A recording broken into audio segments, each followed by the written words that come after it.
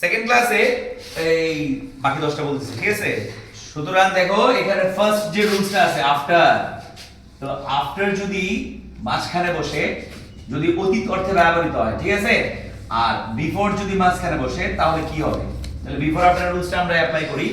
After বেলায় আমরা use করব 57, কি ইউজ করব 57, আর বিফোর এর বেলায় ইউজ করব 75। হোয়াট ইজ 75 আর হোয়াট ইজ 57, রাইট?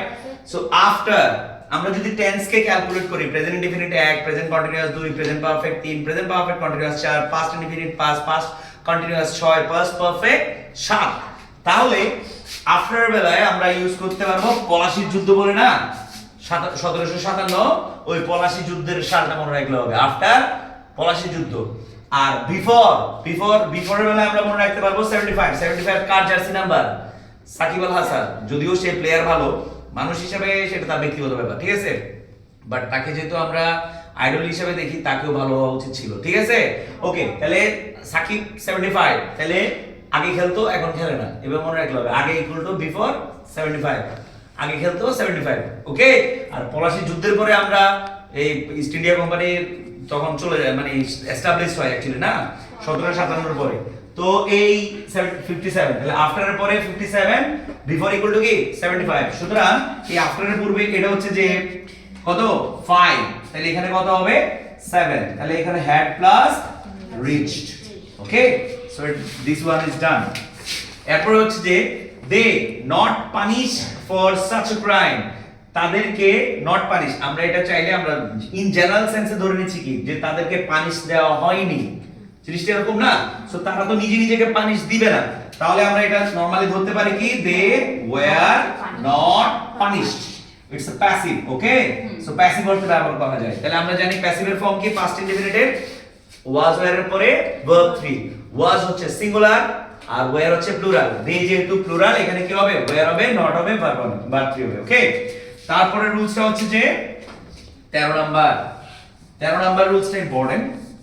13 নাম্বার রুলসটা হচ্ছে যে নোটিস, তাহলে আমরা এইভাবে লিখি H E R, hear, notice, see, smell এবং ওয়াচ। এই পাঁচটা ভার্বের পর যদি একটা অবজেক্ট বসে, তারপরে ভার্বটা কি হয় ভার্ব প্লাস আইএনজি অথবা ভার্ব 1, ভার্ব প্লাস আইএনজি অথবা ভার্ব 1, তাহলে এভাবে মোস্ট করে ফেলতে হয়। Hear, notice, see, smell, watch, অবজেক্টের পরে ভার্ব প্লাস আইএনজি অথবা ভার্ব 1, ওকে।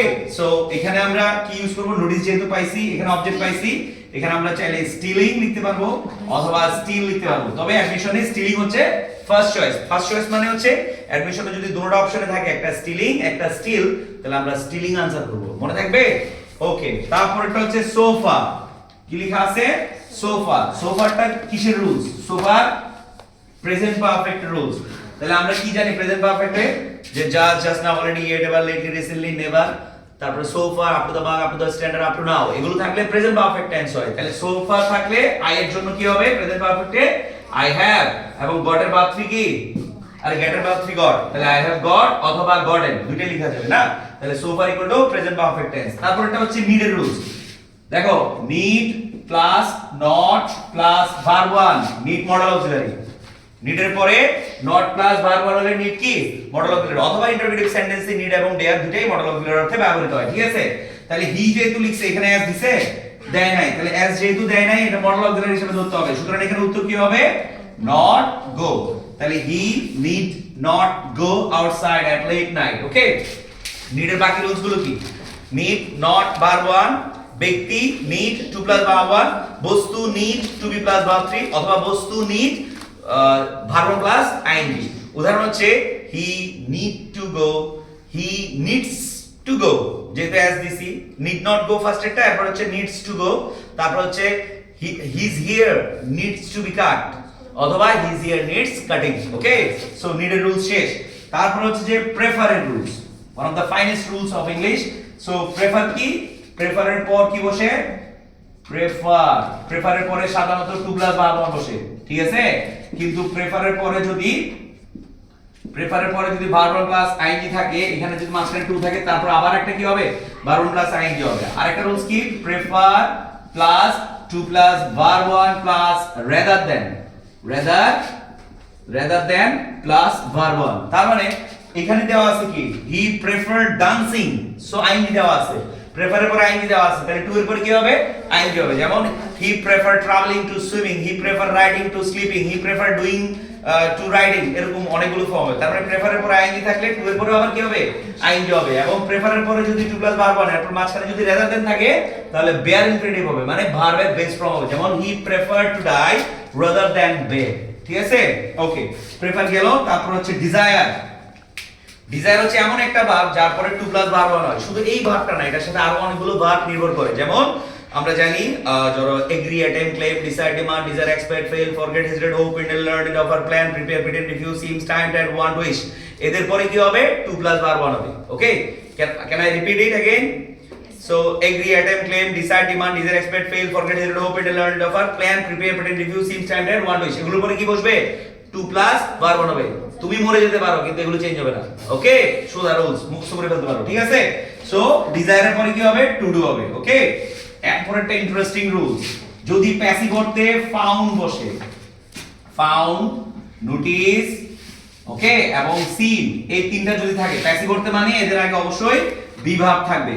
তাহলে অ্যামিজারের পরে ফাউন্ড, অ্যামিজারের পরে নোটিস, অ্যামিজারের পরে সিন, অথবা হ্যাভ এর পরে বিন প্লাস এরকম থাকে। মানে এই তিনটা যদি প্যাসিভ অর্থে ব্যবহৃত হয় তাদের পরে ভার্ব প্লাস আইএনজি হবে। তাহলে কি হবে বলো?